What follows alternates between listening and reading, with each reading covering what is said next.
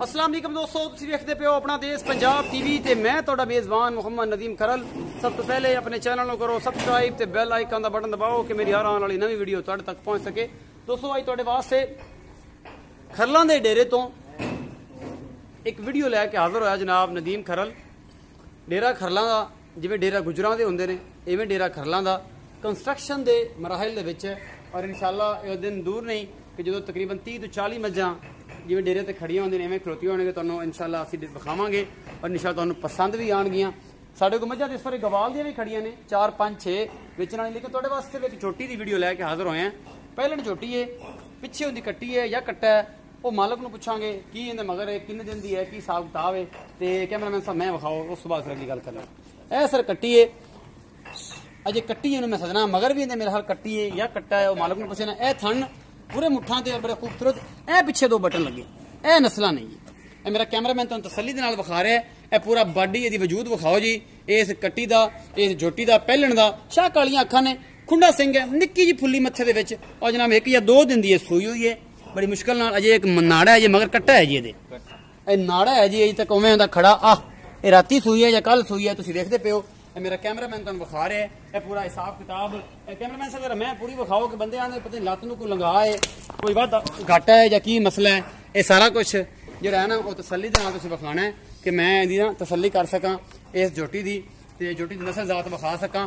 ये सब कुछ तुसीं जनाब ये कैमरे दी नज़र वेखदे पे हो तुहानूं पसंद भी आवेगी। झोटी थोड़ा टोर के विखाने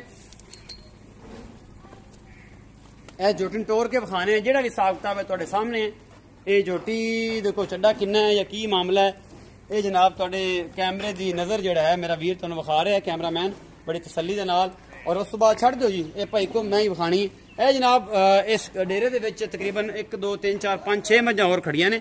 एक सरसरी जी नज़र मरा दो। एक है जनाब दूजन झोटी है ये जनाब मीणी है और थन चढ़ो सी बहते पे जे। एक ये भी खड़ी है ए बल्ली है बिल्ली है और बड़ी खूबसूरत है। इहदा मुल मालक बहुत ज्यादा करते हैं इस करके मैं वीडियो चढ़ा नहीं रहा।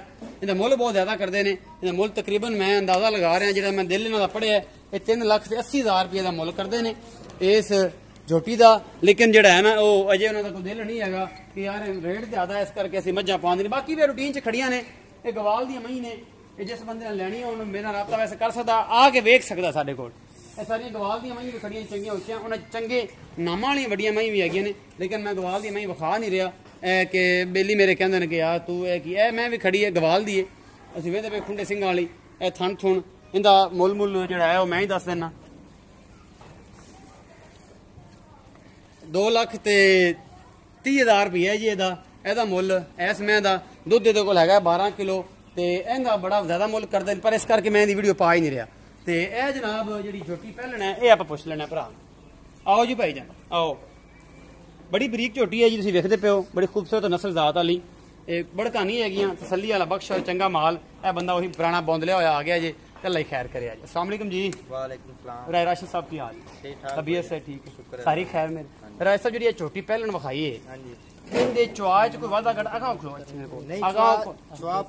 चुआ पोला बेहतरीन दुध किन्ने हुण दो तीसरी चुआई विच किन्ना दुध है इहनू आ 2 दे हो गया सूई नू ते तीसरी चुआई इंदी होनी जी ते जेड़ा टाइम दा सी चोंदे पे 5 किलो चोंदे पे 5 किलो एक टाइम दा ठंडा गरम गरम दुध हां जी मतलब ठंडा नहीं जाके समय 5 किलो है और 2 टाइम 10 किलो गरम दुध है हां जी 10 किलो इनदे कोल इस टाइम मोहब्बत प्यार वाला मुल की मोहब्बत प्यार वाला दा मुल हैगा 2,40,000 रुपया।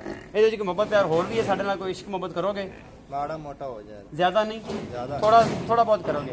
इस पहलन छोटी 2,40,000 रुपये मुल किया जी 10 किलो दुध है। यह बच्चा जी नाड़वा जे नाल खड़ा है और जनाब रात सोईए या कल रात किनवी चुवाई है हुण शाम नूं हुण होनी इहदी हुण चौथी चुवाई होनी है जी 2,40,000 मुल किया 10 किलो दुध होना इहदे कोल गरम है। ये सारा कुछ मेरे कैमरे से मेरे कैमरामैन ने विखाया तुहाडा बेहद शुक्रगुजार हाँ बेहद तुहाडी मुहब्बत आई जी यही मुहब्बत रही तो इंशाअल्लाह उस दिन दूर नहीं कि असीं इंशाअल्लाह एक बड़ा अच्छा टारगेट अचीव करांगे। अपना बहुत सारा ख्याल रखिया जी मिलांगे नवीं वीडियो नाल अल्लाह निगहबान।